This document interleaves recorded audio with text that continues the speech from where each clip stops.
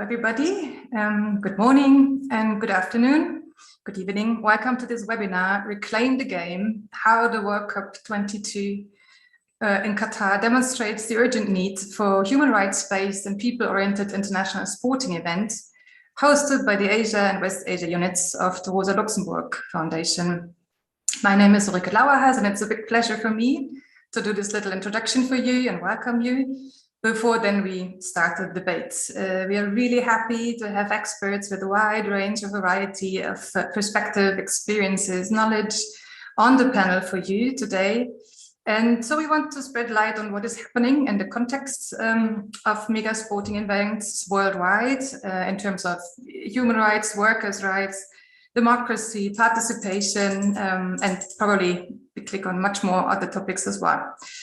I think it's quite obvious that looking into the past and into the different regions of the world, there are patterns that we can observe, which show the more or less systematic character of the way that public funds are being used, not for what the citizens need, like roads, public services, schools, hospitals, all sorts of things, but for oversized stadiums and more or less useless infrastructure, at least after the event's useless.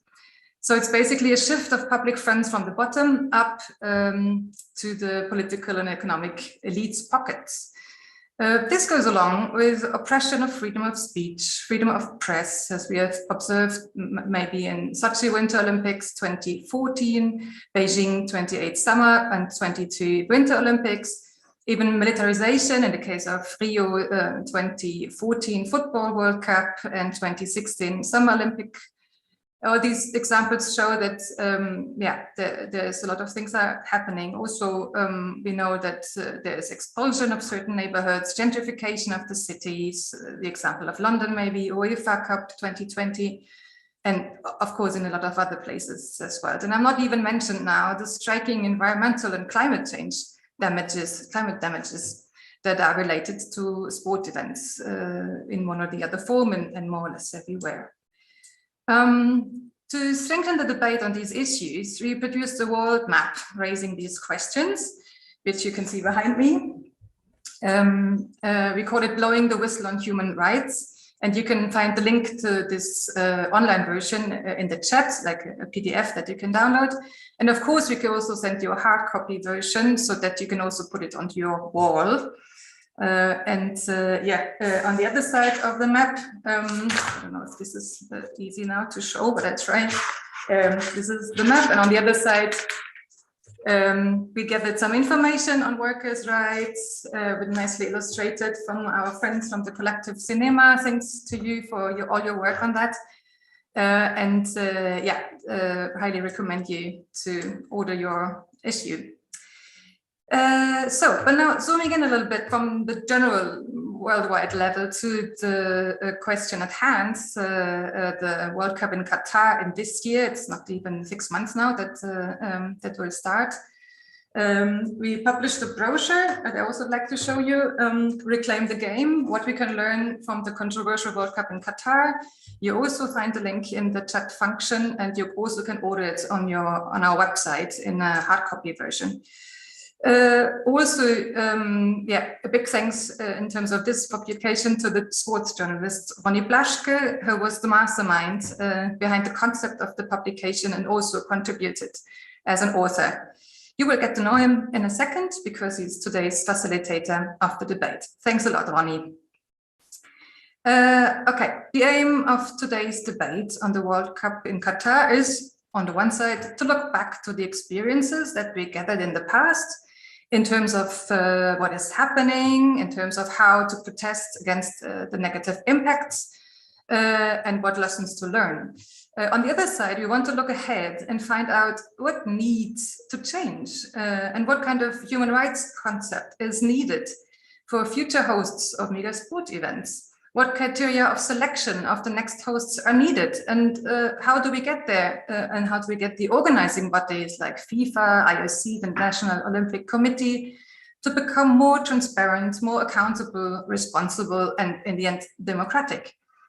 The next events are announced already. The European Cup will be in Germany in 2 years, 24. The World Cup in 4 years from now in Mexico, United States of America and Canada. And of course, the next ones are being awarded now. So it's no time to lose, we think. We have to get moving and to make the change that we want to see happening really come forward. Therefore, we are now preparing a speakers tour with migrant workers from Qatar that will move and debate with you in 8 different cities of Germany in the second half of September this year. And you're warmly welcome to participate and discuss further issues with us. Also, this you can find on our website very soon, the dates and the places and what exactly will be the topic we will talk about. So before you will see now a short animated video on the situation of migrant workers in Qatar, then I will hand over the microphone to Ronny Blaschke.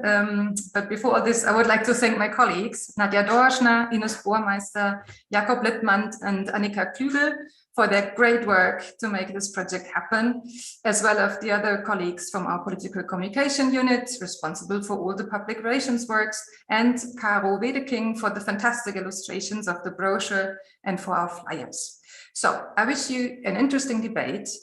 Please use the Q&A functions of the webinar for your questions and contributions, because afterwards we will try to feed this into the debate. And if you watch the live stream on YouTube or Facebook, use the chat function, please. So thank you very much and enjoy it.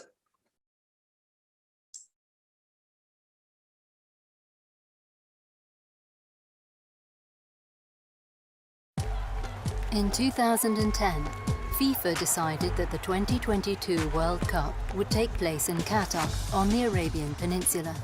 A lot has happened since then. Hundreds of thousands of workers came to Qatar to build the necessary infrastructure. Their working and living conditions are harsh. Working more than 12 hours a day in 40+ degree weather, lack of health and safety measures, and thousands of deaths. Unpaid overtime, housing large groups of workers in cramped spaces. The COVID pandemic has made the situation even worse. Why do people expose themselves to such harsh working and living conditions? They come from countries like Nepal, India, and Bangladesh. They often live in rural areas where there are few good employment opportunities. They go abroad to support their families financially and to escape poverty. The workers are recruited through agencies. Many of them initially take on large amounts of debt in order to pay the high job placement fees. The agencies promise them a good salary and adequate accommodations. Their contracts are signed before they leave their home country. But upon their arrival in Qatar, the workers encounter a harsh reality. In Qatar, the so-called kafala system takes effect, which condemns the migrant workers to a kind of serfdom. Because employers vouch for their employees vis-à-vis the state, the workers are completely at their mercy. Their passports are confiscated, so they cannot leave the country. Following international protests, a number of reforms were passed. In practice, however, they have had little effect. Many affected people speak of modern slavery. Qatar is like a prison, only without walls. Yet Qatar is the country with the highest per capita income in the world. On average, people with Qatari passports earn 6,200 euros per month. A migrant worker earns just 230 euros. And that's only since a minimum wage was introduced in 2020 in response to international pressure. Qatar is an absolute monarchy and has no separation of powers, no freedom of speech or press, and therefore no possibilities for critical civil society to speak up. Trade unions are prohibited. Qatar's rulers are trying to polish their image with a sports-washing PR strategy through generous financial investments for football clubs and spectacular sporting events. And FIFA plays along with this game because it profits from it. The accusations of bribery know no end. The World Cup is being held in one of the hottest countries in the world, where there is neither a football culture nor the appropriate climatic conditions for the games. But hosting the event in Qatar is above all a political signal. It's intended to secure many economic deals in the long term. The workers have nothing to gain from this, and instead live in uncertainty and without any prospects. The World Cup is happening because football inspires us and people around the globe. That's why those who made it possible need our solidarity. Universal human rights and international workers' rights must be upheld in Qatar, both during the World Cup and after. A meaningful reform of FIFA is needed in order to return sport and a sense of community to the heart of its mission. We demand an end to billion-dollar deals and unchecked exploitation. Everyone has the right to lead a good life.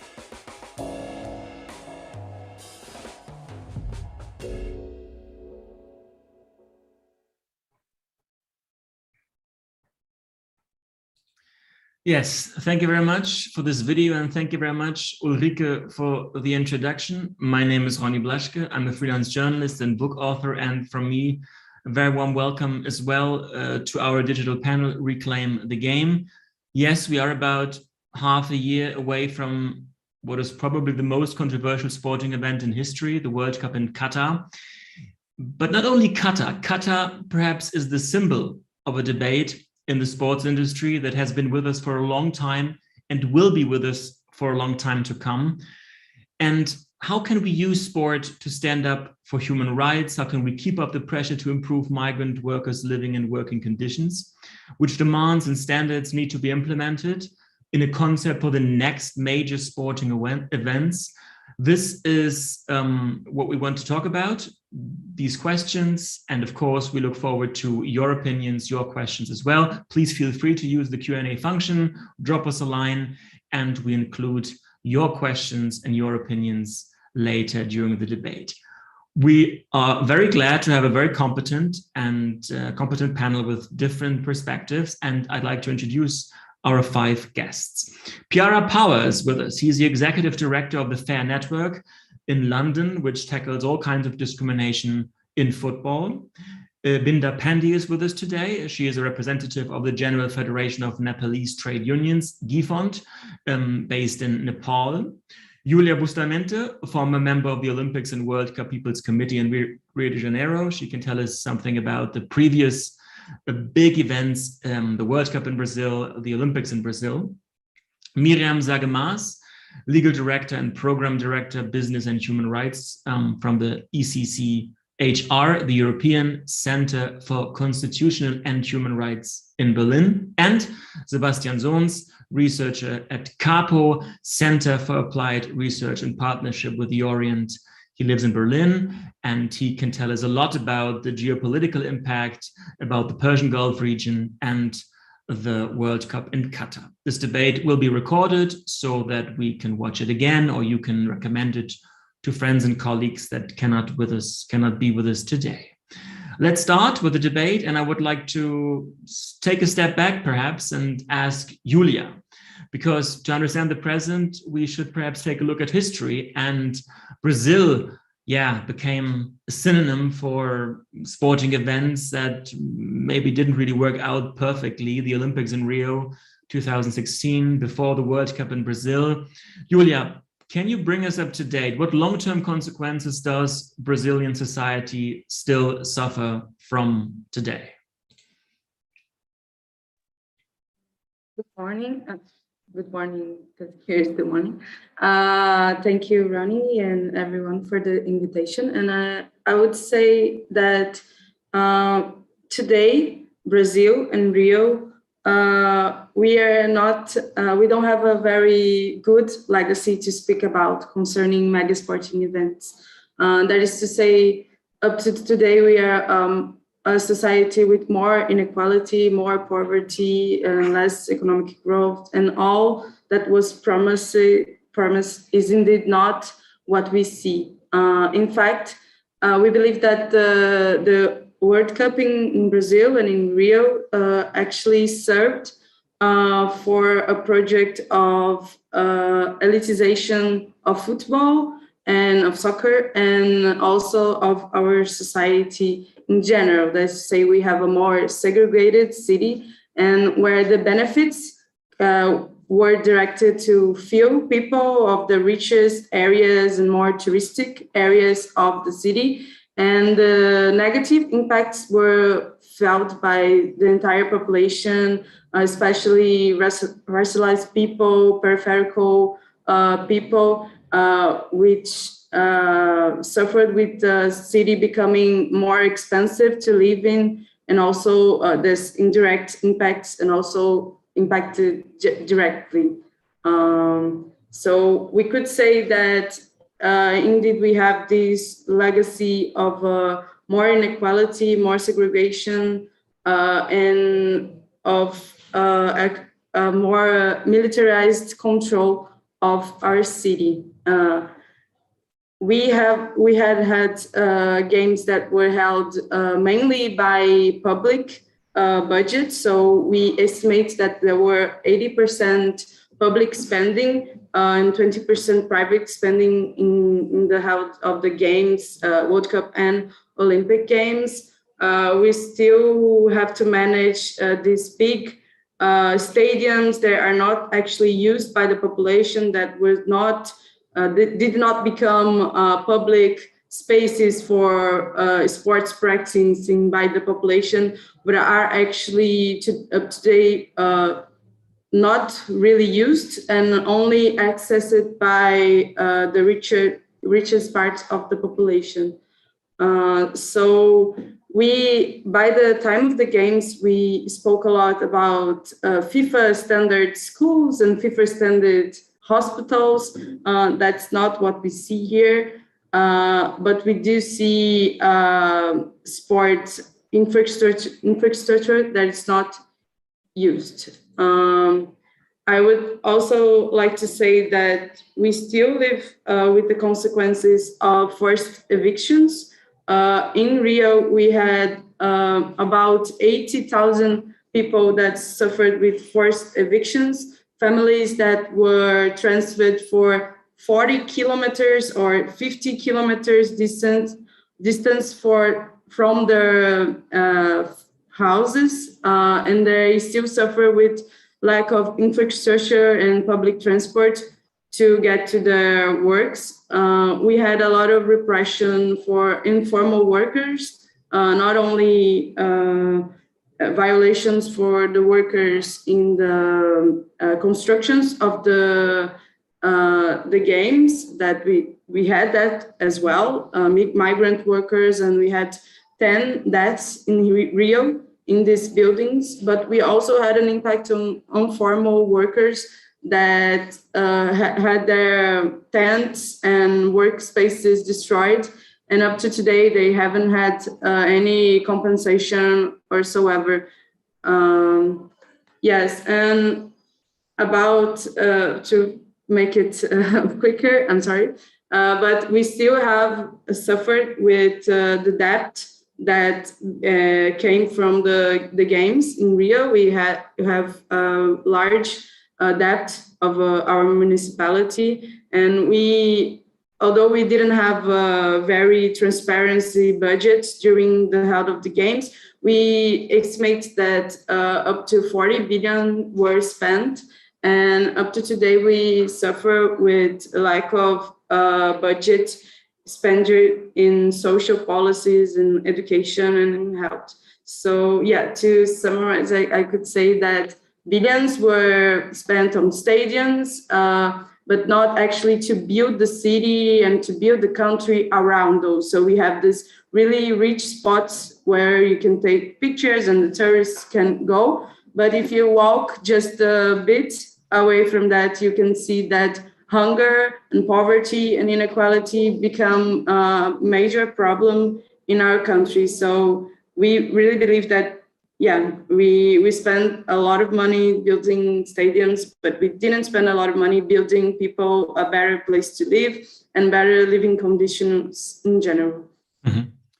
Miriam Zagemaas from the ECCIHR, you did a lot of research in Qatar. The situation is a bit different. People in Qatar suffer as well, not the Qatari citizens. What would you point out? We heard a lot about reforms in the working sector, environmental issues. Do you see these reforms implemented, or what would you criticize? How is the status quo at the moment in Qatar?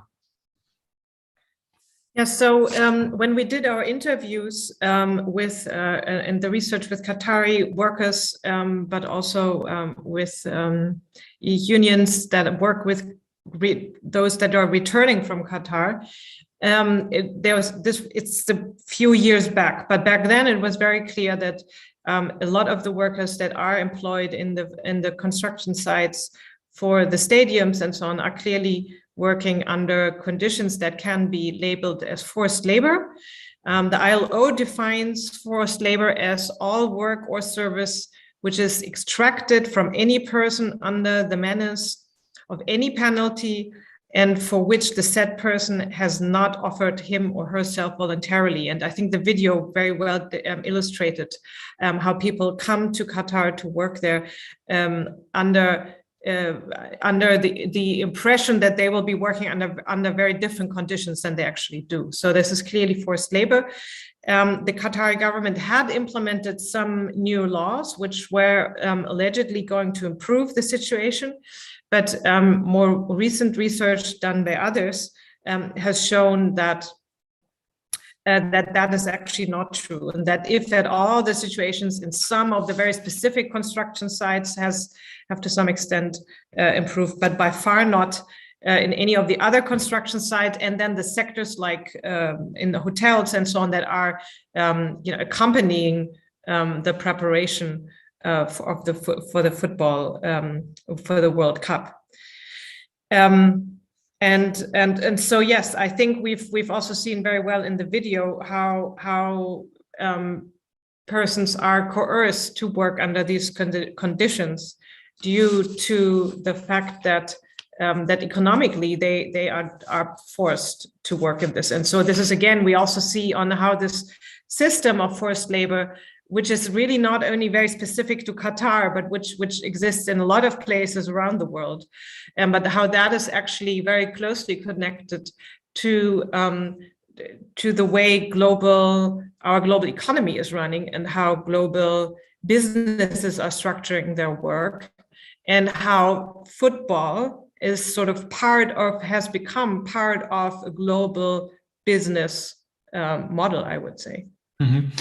We've seen it in the video, a country or a state that does not really have check and balances like an opposition or free press or labor unions. Is it possible in general that these reforms will be implemented when you don't have really a check and balance stage? Or what other question, what does a state like Qatar need that these reforms will be checked, and sanctions if they don't work out?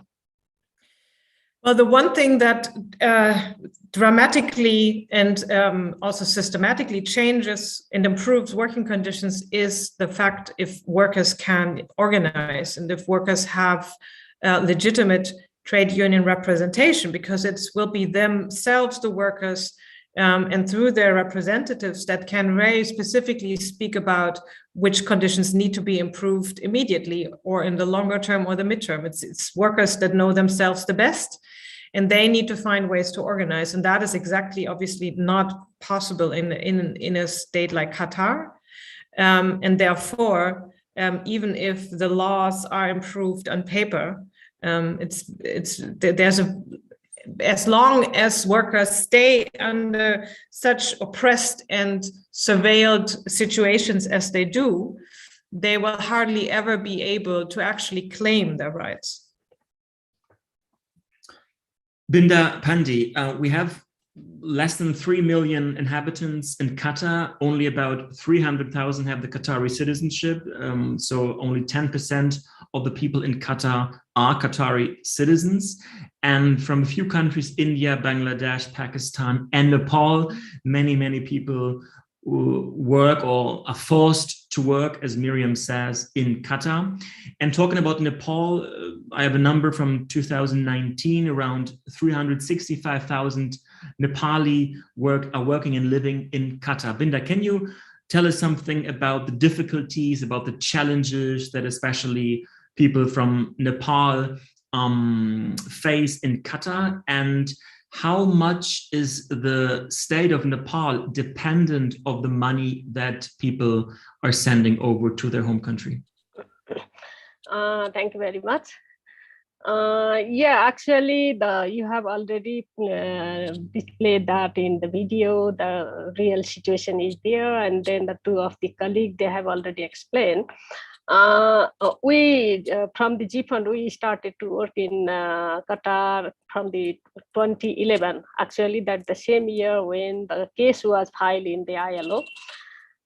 Since then, what we are observing that the situation was very worse during that time, but when the case was there, and then we are just dealing and we are just organizing, trying to organize them. Now, after starting the ILO office in Qatar, the legally means this the legal change has been happened a lot.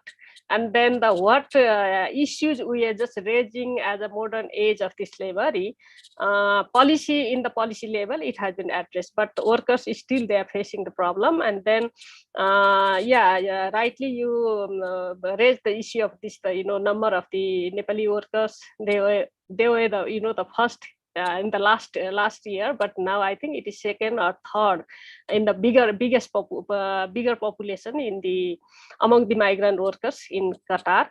Now, because of this ILO office, there is some apps, and then if there is any problem, the workers they can have this opportunity to make a complaint, and then if there would be the complaint, and then within a week it will be taken care. But the problem is that still they fear to file the case, and if we'll go through this the accommodation and other thing, according to law, they will have all the facilities according to the contract.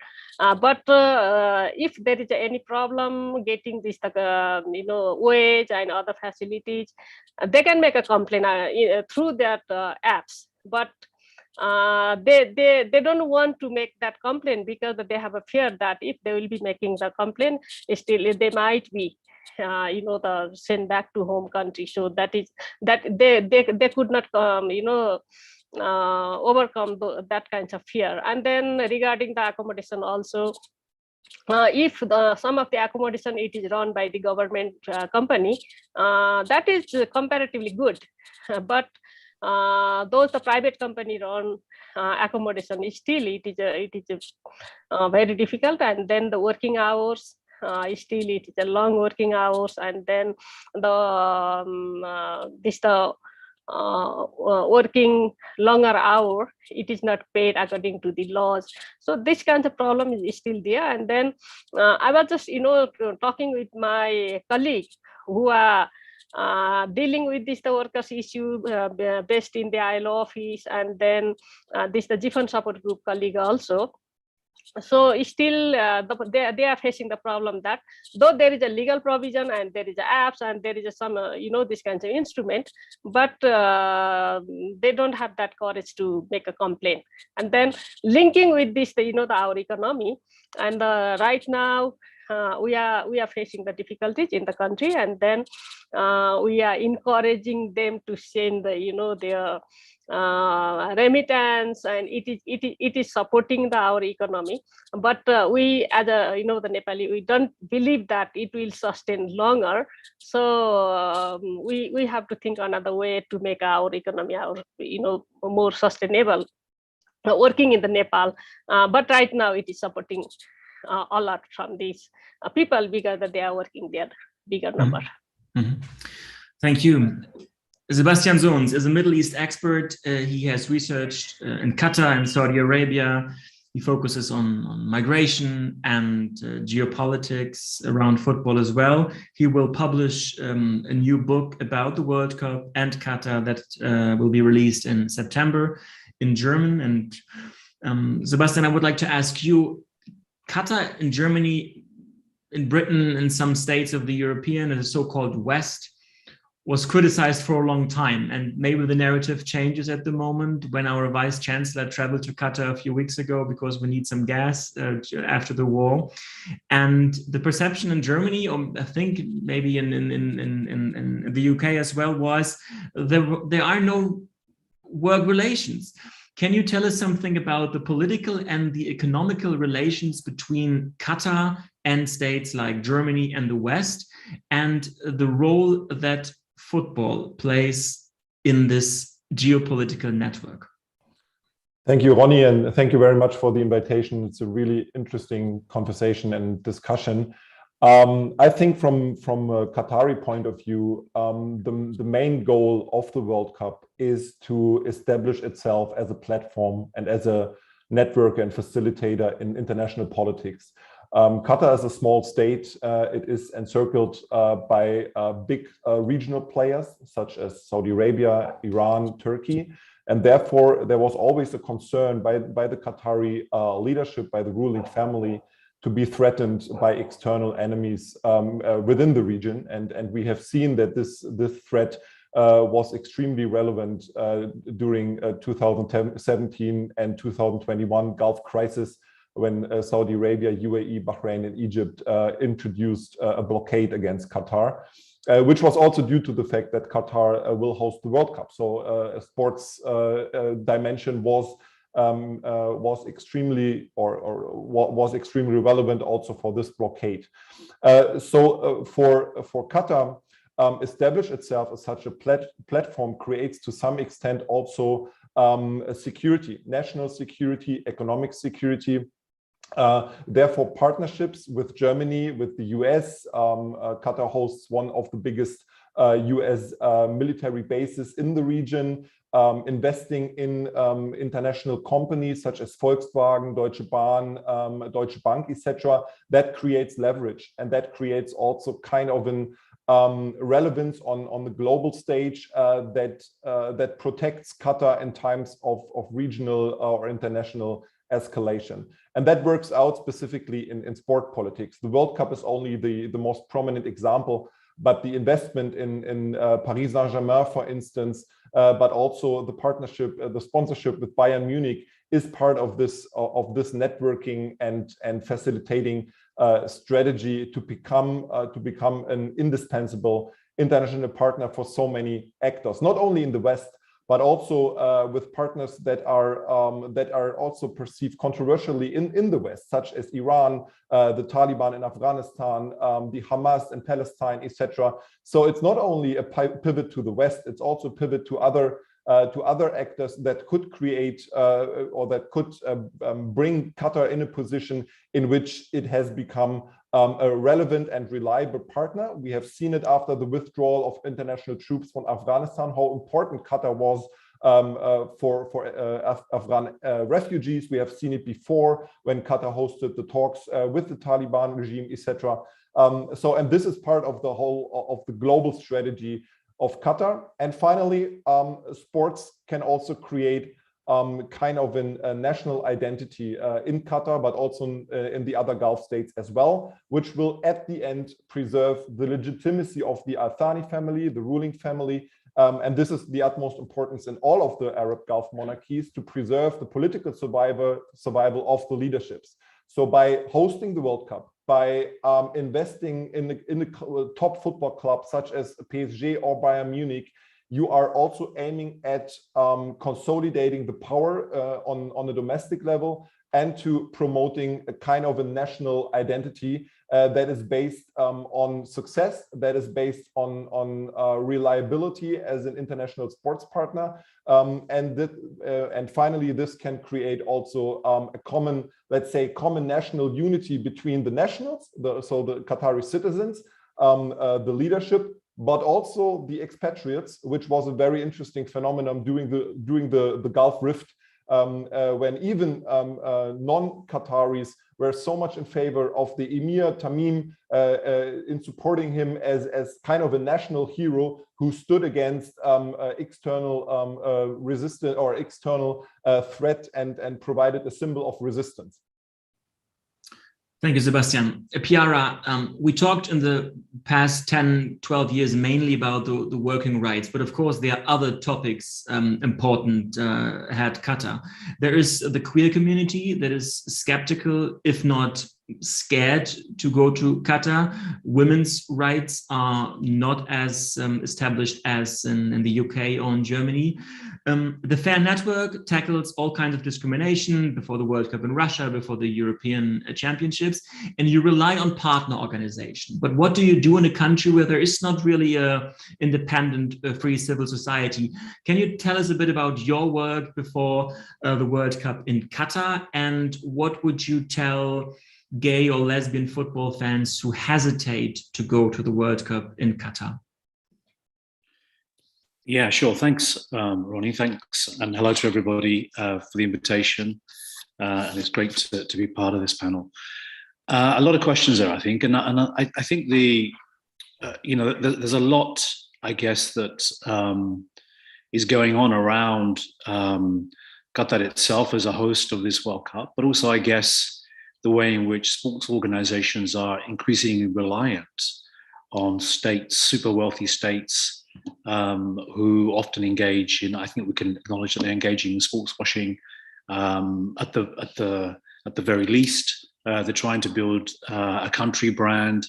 They're trying often to present themselves in a kind of respectable face. So there's a lot going on in this space in terms of hosting of sports mega events and hosting by states that are outside, if you like, of the sort of the former hosting profile of states, particularly in football. You know, it was only since the 2010 World Cup, I would say, where South Africa hosted, that football has truly begun to take the men's World Cup, which is the biggest competition that FIFA has around the world, and that is creating problems. It created problems in South Africa, created problems in Brazil, created problems for many of us in Russia, and of course now we're talking about Qatar. So in many ways, the problems that we're seeing highlighted in Qatar are also a result of this new policy by FIFA to make the World Cup, the men's World Cup, more global. And that then throws a spotlight on the hosting countries, some of their internal problems, some of the ways in which they have proposed and have hosted the World Cups themselves. In terms of Qatar, I think one of the problems for us has been, as the discussion touched on earlier on, it's not really a democracy as we recognize it in Western Europe. There is no real NGO sector. There are some NGOs. There is, for example, a National Human Rights Institution, but most of them are connected to the state. And so finding partner organizations to work within a country like Qatar is going to be very difficult and has been difficult. Our focus has been, as you rightly identified, on LGBTIQ rights.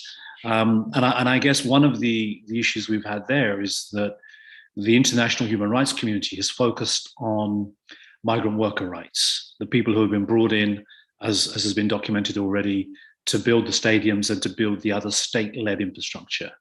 The problem, I think, has been that if it's possible, there's almost been too much of a focus on that issue and not enough focus, particularly on LGBTIQ rights, but also on gender. That I would say the two other human rights risks of taking a World Cup or other mega sporting event to a country like Qatar. That has meant actually that we're beginning this process rather late of engaging with the Qatari state, engaging with FIFA and other actors in order to get guarantees, safety guarantees for LGBTIQ people who will travel there as fans, as media workers, as people who are there representing sponsors. And it also means there hasn't been enough time to really try to engage with the state and actors in the region to try to get some longer term gains for the community. I think if any of your listeners are in any doubt, same-sex relations in Qatar are unlawful. There are a number of sections of the Qatari penal code that prohibit homosexuality, and quite frankly, the sort of Qatari legislation is a mess. It mixes up paedophilia with legitimate relations between same-sex couples. There has also been identified by, for example, the UN human rights. The UN prison inspections report in Qatar in 2019, they reported in 2020 that there are reports that the Qatari state is enforcing its legislation. So there are people who may still be in prison, who have been in prison because they've been found to be in same-sex relations. The Qatari state is quite open. They monitor the social media accounts of people they suspect are from the LGBTIQ community. We know that there is some kind of an informal hotline for relatives and friends to report people, which then leads to a process of all sorts of sort of action against those individuals. We know that there's a whole load of other action that is being taken that sits alongside the legislation to marginalize the LGBTIQ community. So the question comes, and your answer sort of puts it quite succinctly, will people feel safe working in and around the World Cup? Will they feel safe traveling to the World Cup? And that is the question that we've been working on for the last sort of 18 months, 2 years now. And I think it's fair to say that we are close to getting some safety reassurances from the Qataris and from FIFA, but we haven't had them yet. And within our conversations with them, there are a lot of gaps in the reassurances that are being offered. The Qataris say that they can't talk about the LGBTIQ community openly, partly because of their internal audience, but also partly because of the conflict that they have with their neighbors and the way that it will be seen regionally. They also sort of say that although the sort of the so-called World Cup enabling law, the FIFA law that every country has to pass when it hosts the FIFA Men's World Cup, will mean that all of their legislation is in abeyance. And so therefore, the statutes on same-sex relations will not be enforced. They are not saying that they will publicly talk about that, so people will go there sort of blind and not understand really what the position will be. There is very little legacy that we can see as of now for the indigenous LGBTIQ community, whether they are there as migrant workers or whether they are from the Qatari community. So there's a whole range of issues that we're balancing. And I think it's fair to say at this point, there are no clear answers. So if you are a member of the LGBTIQ community and you may be sent there to work, or you may be thinking about traveling as a fan, our message right now is that there are no safety messages that are being given by the Qataris. There is a general welcome message, which the tone of which is to say everyone is welcome, but they most pointedly within that welcome message do not refer to the LGBTIQ community. So there's a lot of work to be done.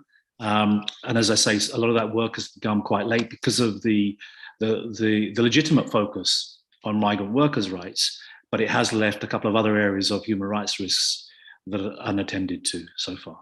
Mm-hmm. Thank you, Piara. That leads us to the maybe second round. This project of the Rosa-Luxemburg Foundation was all about, we were critical, but we want to be creative and pragmatic as well. So how can we change the industry for the future? And Julia, maybe we can talk about your Olympics and World Cup People's Committee. So we know the sports industry has a lot of problems, will have a lot of problems, but how did you organize the protest? How did you find allies? How did you, we're probably all aware that we will not, the six of us, we cannot reform FIFA overnight, but we can, in a bad system, we can fight for something good. Julia, can you give us a bit of some ideas? How did you organize information campaigns? How did you did promotion in the social media? What made the Olympics and World Cup People's Committee successful in Rio? Thank you, Ronny. So yes, we had a lot of difficulties, but we also had a really rich experience that I believe we can speak about to people from other countries. So the first thing we had to say is that we're not against sports, because that was actually what the government was trying to say. So we had to say we are not against sports, but we believe the games could be held differently. We believe that the World Cup could be held differently, and that's not about being against sports.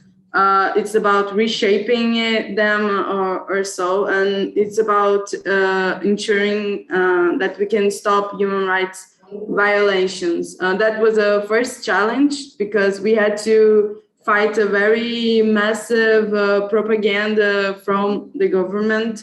But yeah, so the second thing was to say the Olympics and World Cup People's Committee is not trying to steal any social movement, any existing social movement space. We are not here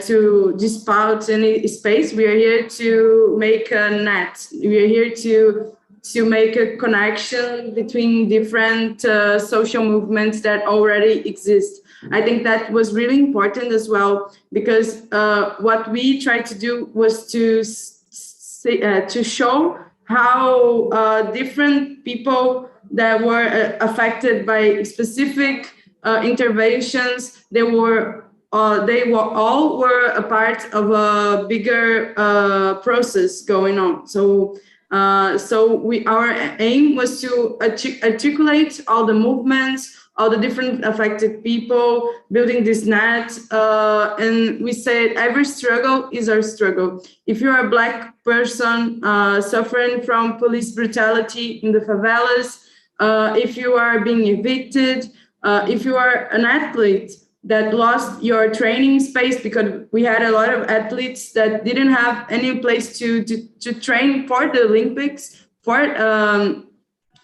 because of the works, the constructions. If you are someone from the west part of our city that is seeing a 60,000 square meter environmental protected area being destroyed to build a golf camp, and you care about the environmental struggle, then you can find your place in the Popular Committee. And so I think that was really important, because we managed to have agreement that there were different struggle tactics, different approaches. We had NGOs, we had social movements, we had people that were from neighborhoods being affected that weren't actually organized before being affected.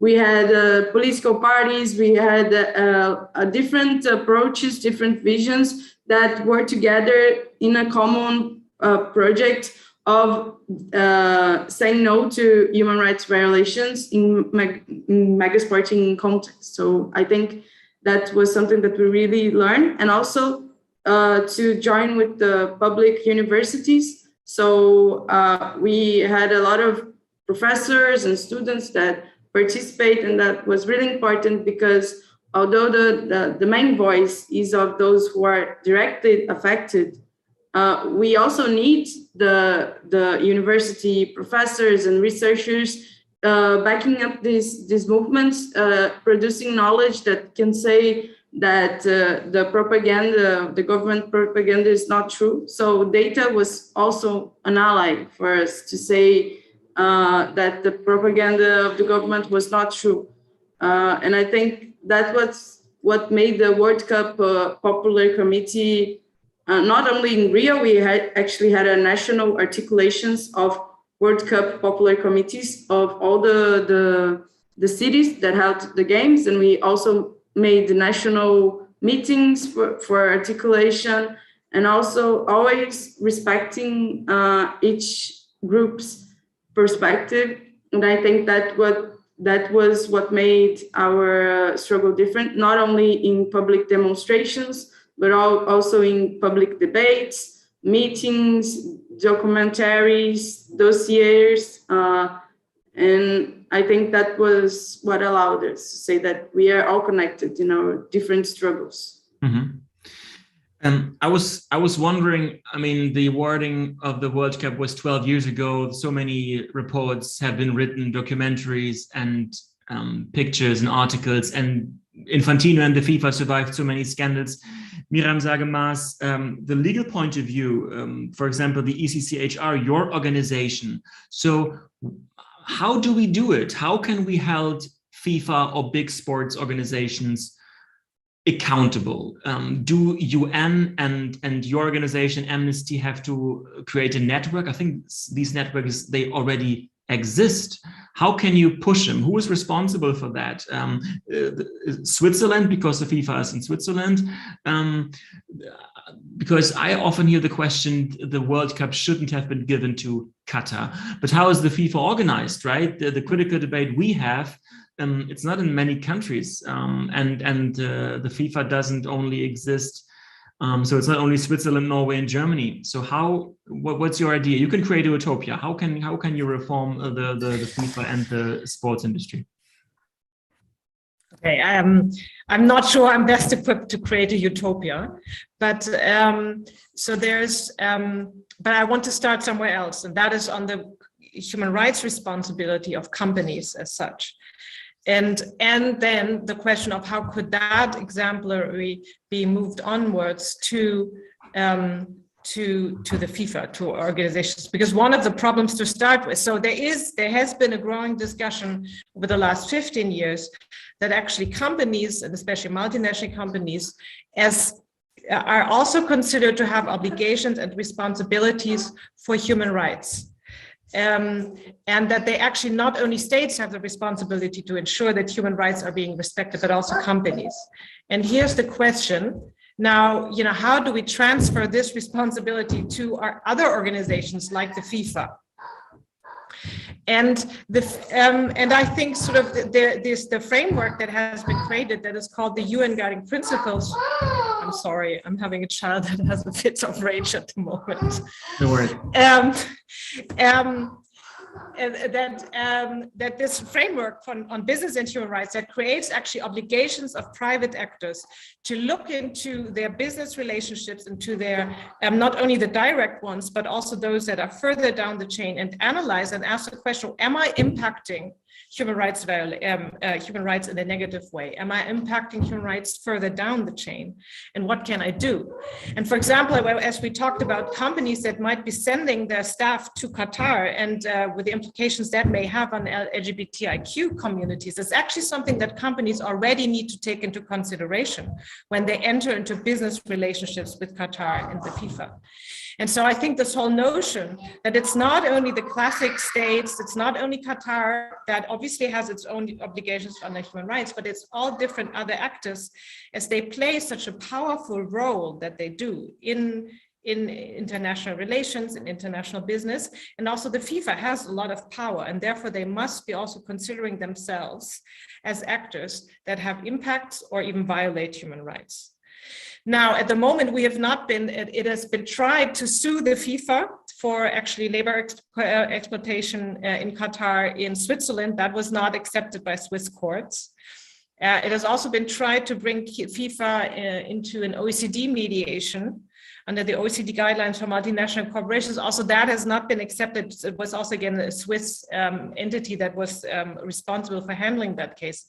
They have not accepted that, but I nevertheless think that this is exactly the way where we need to go, and where we really need to consider, as I said it's about, who is in a powerful position to impact human rights, and that also we need to put this human rights approach to a lot of policy consideration, to business considerations much more, because that would then give also a guideline on how to structure your business relationships.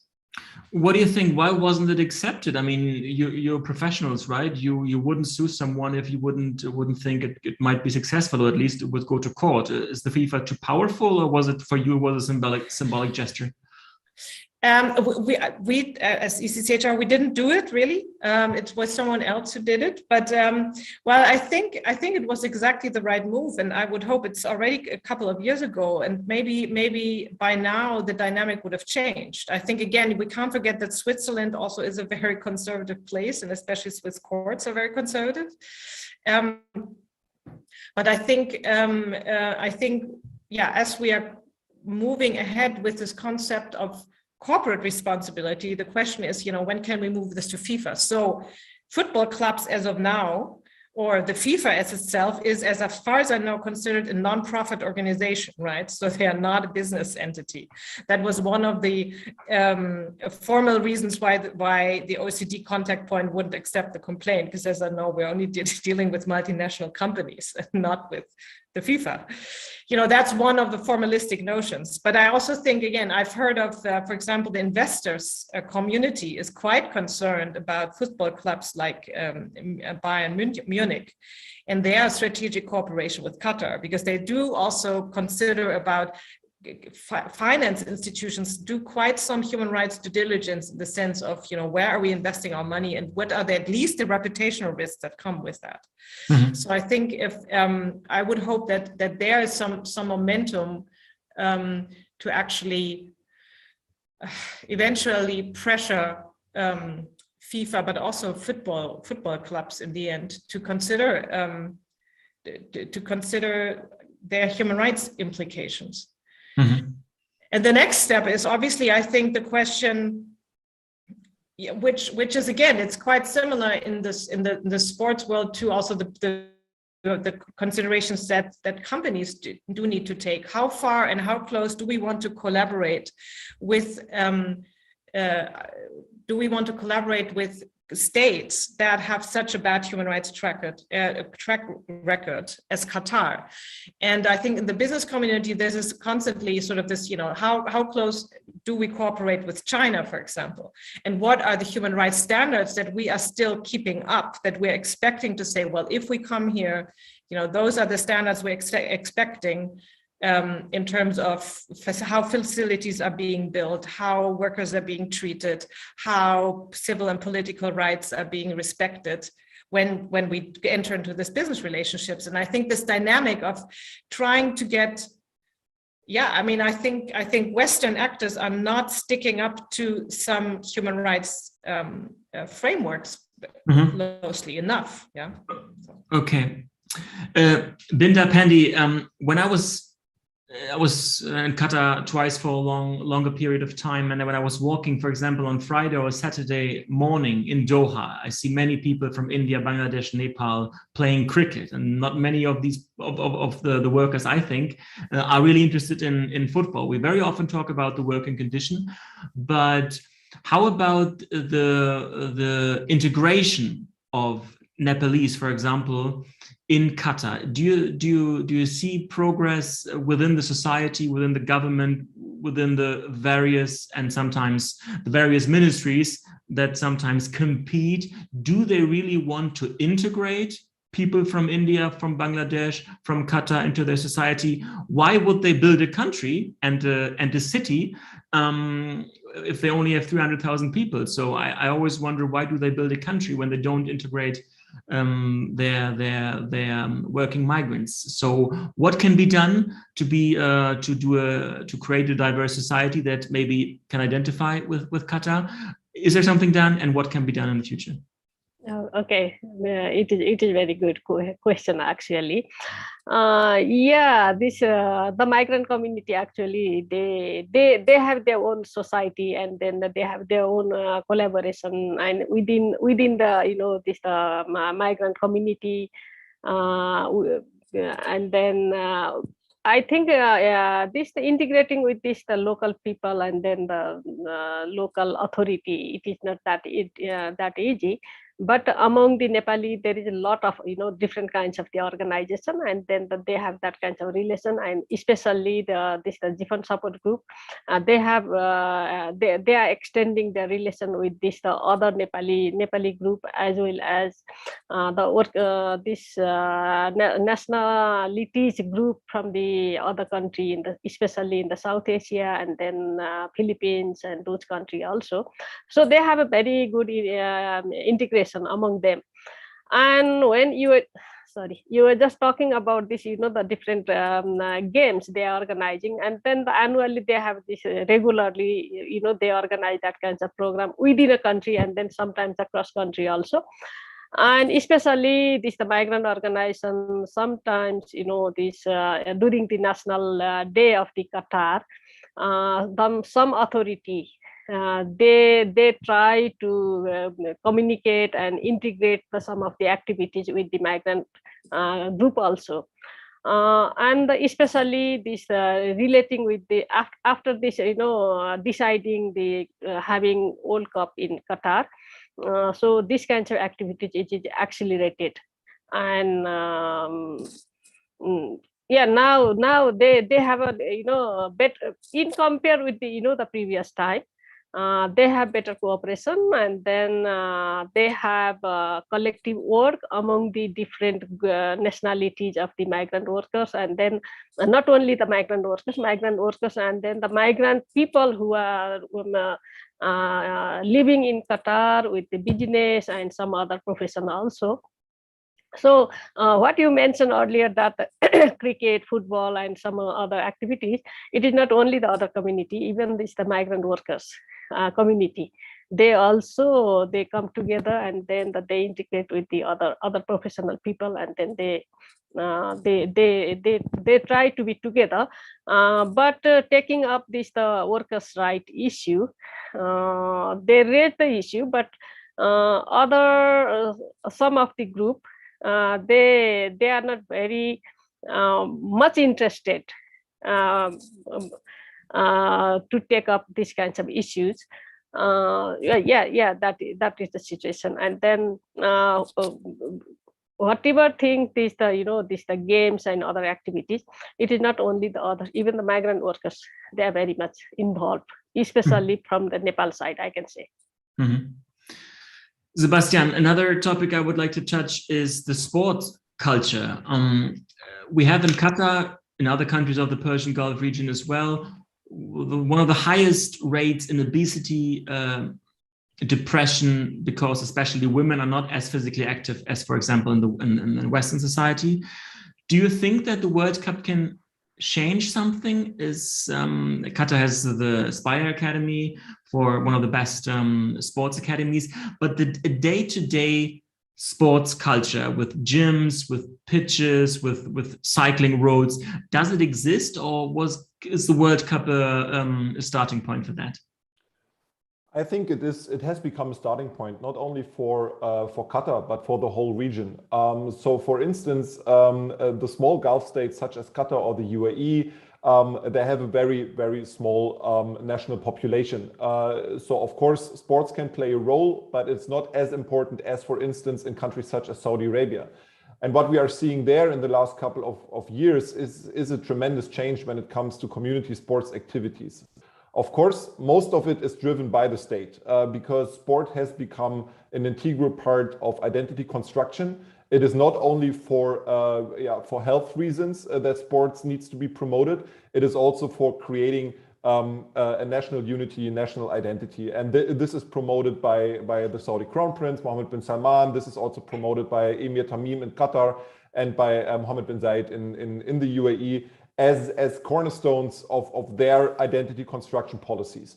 So therefore, promotion of sports is on the one hand a chance for improving social cohesion and for, let's say, empowerment of youth, empowerment of women, the chance to bring specific parts of the society together, as it was explained in the Qatari case, for instance, migrants, expatriates, nationals.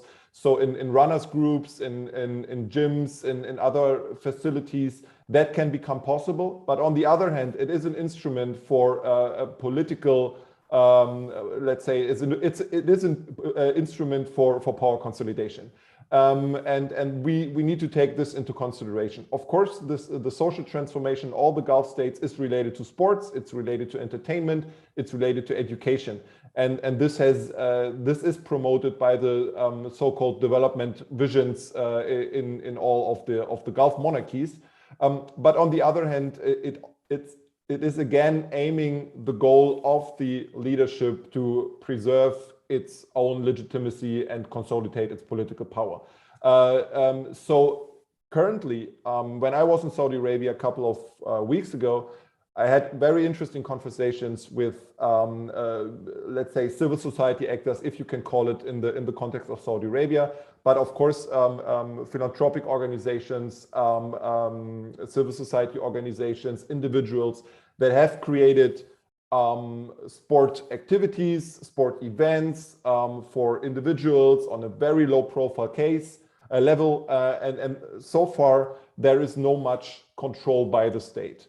But sooner or later there will be more regulation, there will be more control mechanisms introduced. There is the Sports for All Foundation in Saudi Arabia that is now trying to register all the different sports community activities that have been established in the last couple of years. So therefore, the space for intercultural and social communication in a very repressive regime will become less and less.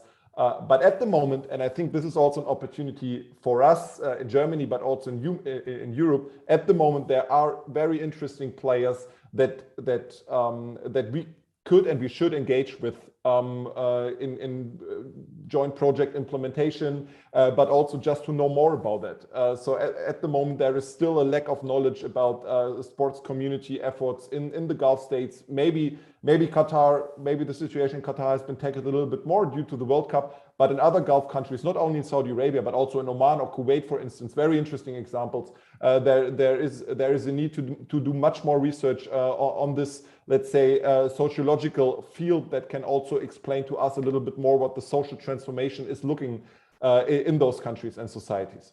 Mm-hmm.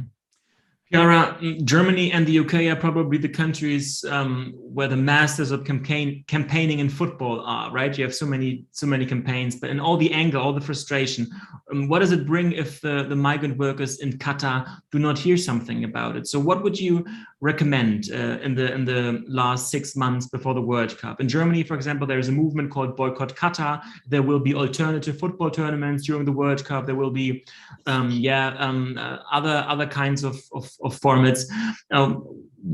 These 6 months, how can we use them to be active here, to organize, to mobilize here in Germany, in the UK, and in Western Europe, but also to maybe support, to help people in Qatar? Is it actually possible, or will all our nice messages, which sometimes will be perceived as arrogant from the West, right? In Qatar and Russia, we've seen it before. Sometimes we've been the former colonial powers, arrogant, and again. So you as a master or an expert of campaigning, how would you do it? Ronnie, I think it's really interesting you raised this question at the end of the way in which Western criticism is perceived. And I think it's something that we that shouldn't hold us back, but it's something that we should be very aware of, right? And I think it's something actually that's really coming into focus around the Russian invasion of Ukraine.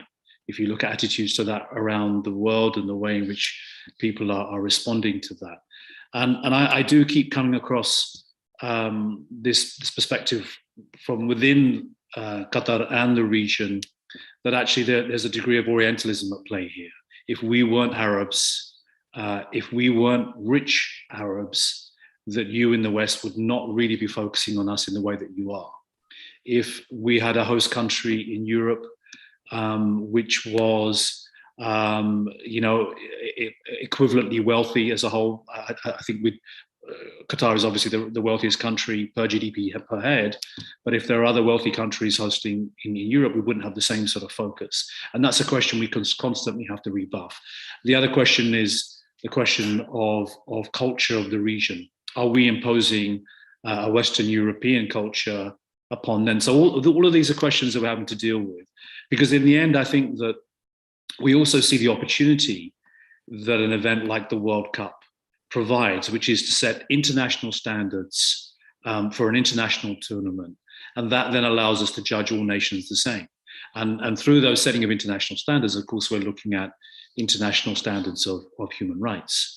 And so I think that if I was going to advise anybody as to what they can do, I would suggest that people keep asking questions. It's probably too late now to make meaningful change as an individual.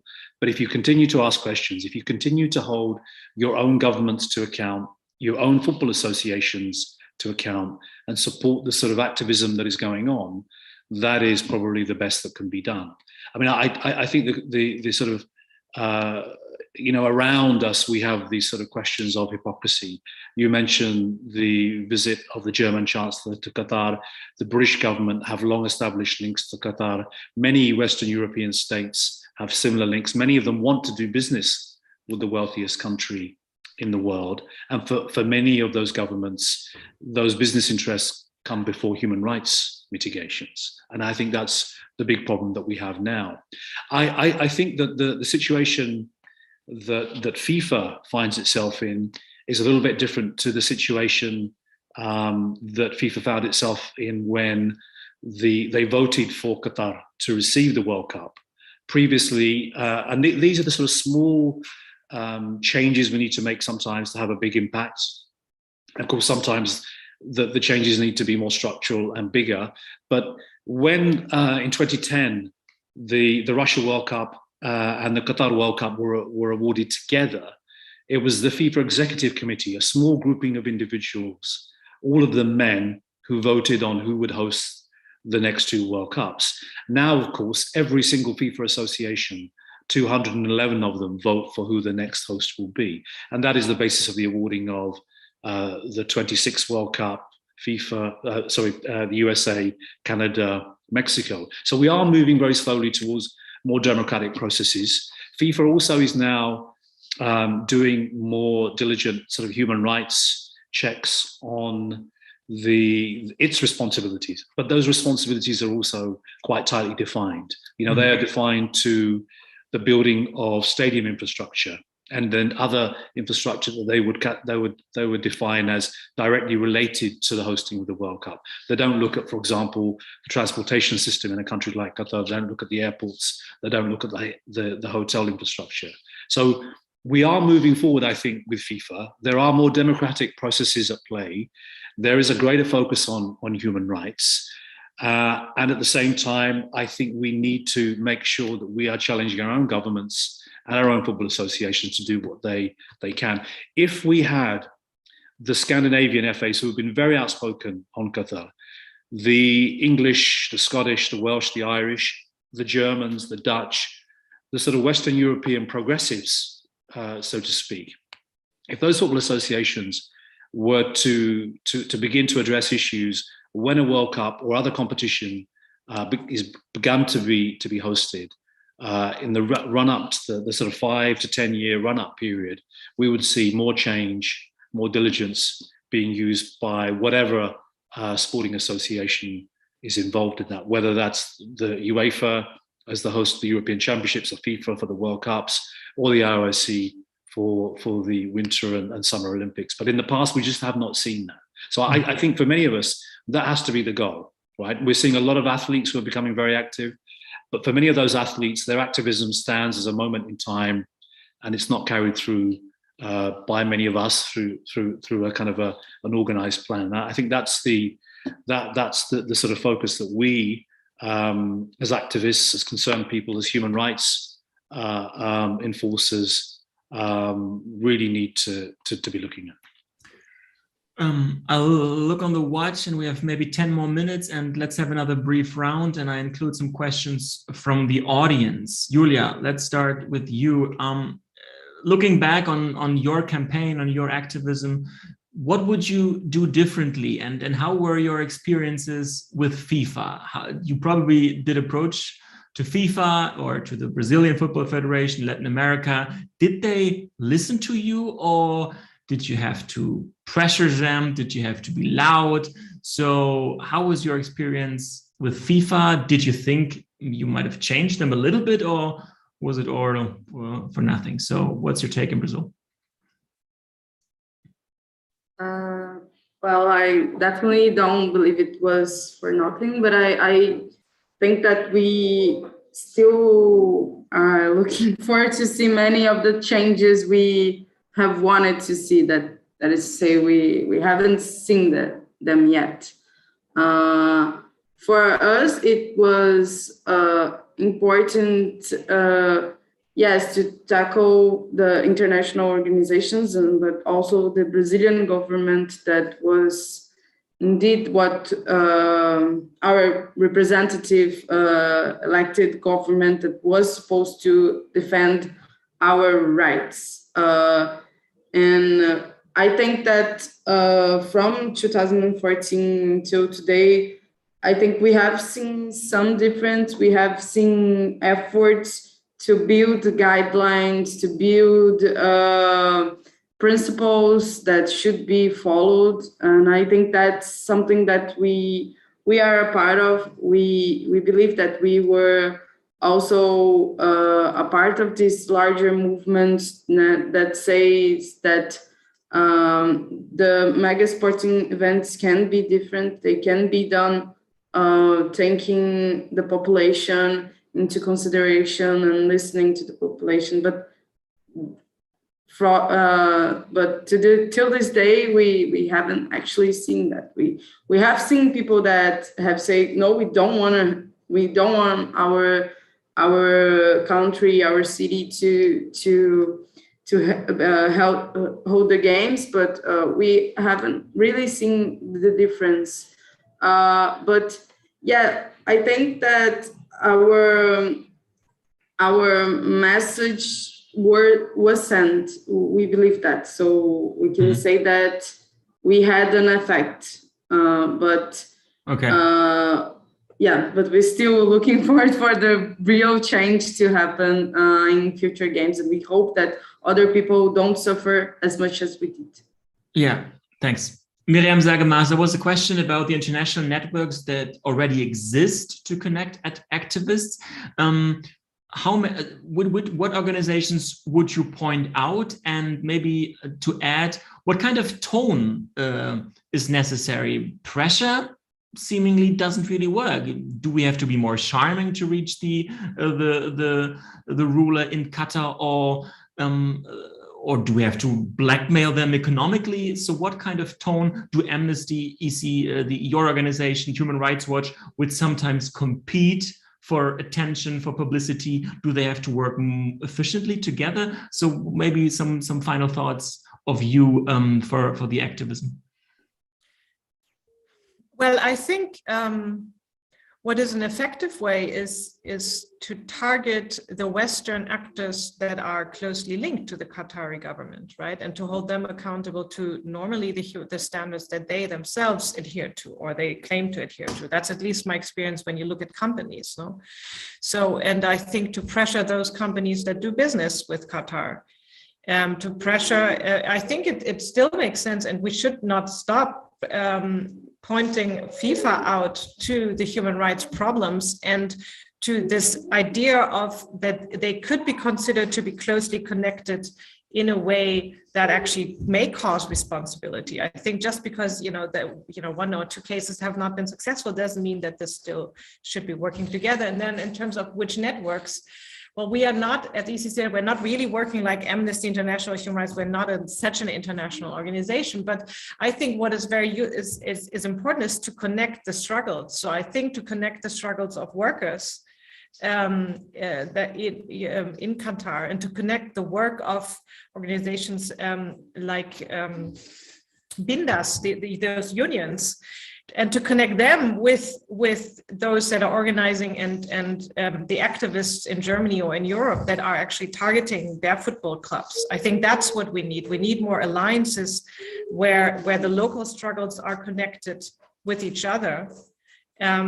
Because I do believe that is something that can, and then with those connected struggles, they should be targeting those that are in power and the powerful. And that should be the Qatari government, but it should be also the Western actors that are profiting from and that are very interested in being aligned with the Qatari government. Mm-hmm. Pierre, another question is about how can we put more pressure on Qatari administration to continue reforms in terms of LGBTIQ plus rights? Should sponsors withdraw their engagement? Should football fans maybe show provocatively the rainbow flag? What comes to mind? How should we do it? How can you change society within 6 months?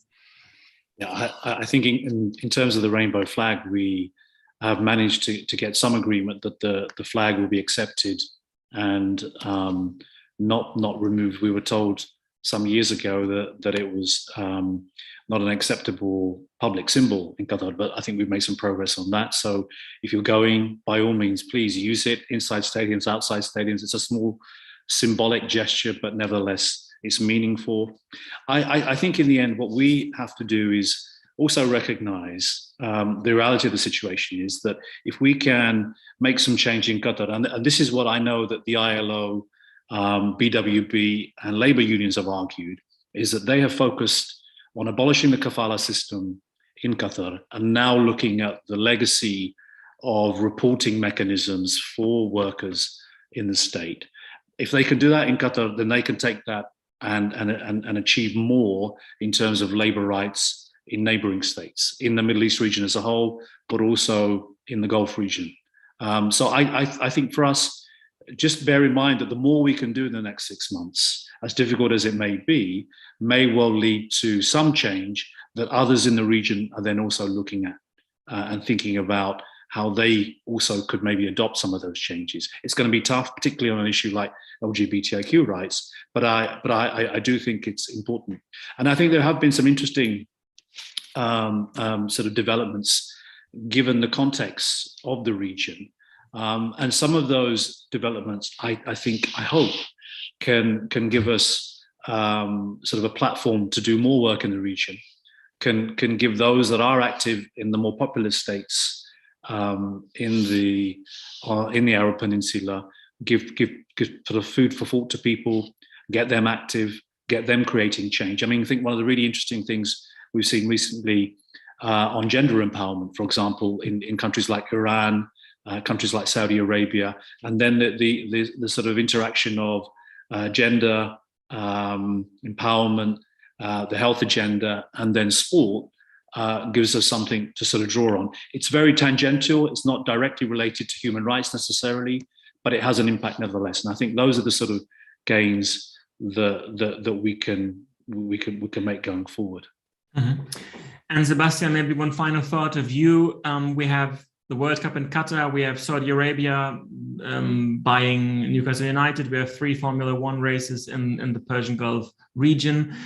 Will the sports industry be less Western, and is there a power shift to the Gulf, and probably China coming into the 2030s World Cup? What's your take on the future of the sports industry, and what does it mean for sponsors, for betting, for the entire economical surrounding?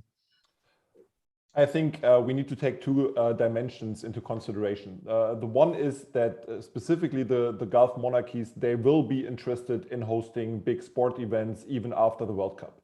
Although they have learned the hard way, Qatar have learned the hard way that it's not only a soft policy, and a sports washing instrument, it's also disempowerment instrument. So you need to react on international criticism. You need to react on the blaming and shaming campaign from the international community, and you have to deal with it. So this is a lesson learned also for other Gulf monarchies. So for instance, just imagine what would happen if Saudi Arabia would host the World Cup, and there were aspirations for doing so. So that would create an even more backlash for the Saudis than for Qatar for so many reasons. So in this regard, I think that the World Cup is offering a chance also for future sport events, that human rights, gender empowerment, etc. Will be taken more into consideration if you want to benefit out of it from a Gulf perspective.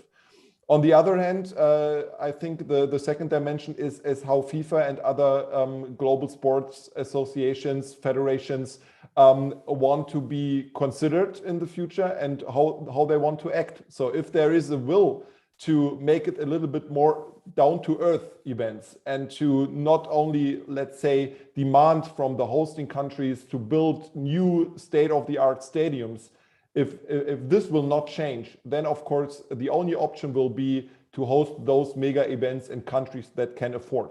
Other than that, we have seen so many popular protests in Germany, in other countries, in Europe, etc., that the populations are not interested anymore to host those tournaments.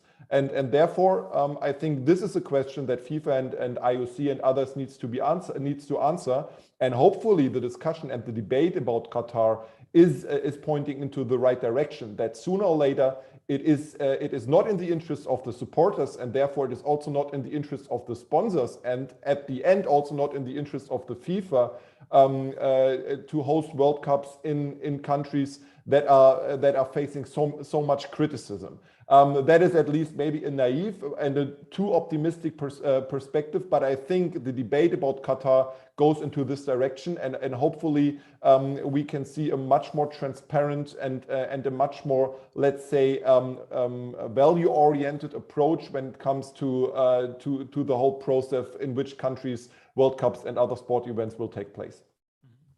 And finally, Binda, the question is, when the final whistle of the final will take place in December 2022, how can we make sure we will still talk about Qatar in 2023? How can you do this small window of attention? How can you use it for the future beyond the World Cup? Yeah, it is really the big challenge, and how to sustain the change happened during the last last decade. Beyond the World Cup.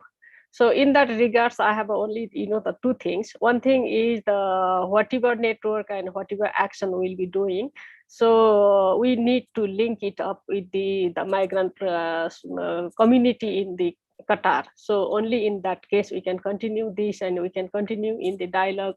That is the one thing. And another thing, now some of the companies in Qatar, they have started the joint committee, and in the joint committee up to now, up to last March, as our report, there is a 37 companies, they were having this joint committee, but how it is functioning, and then what kinds of the changes had happened, and then the workers, they have realized it.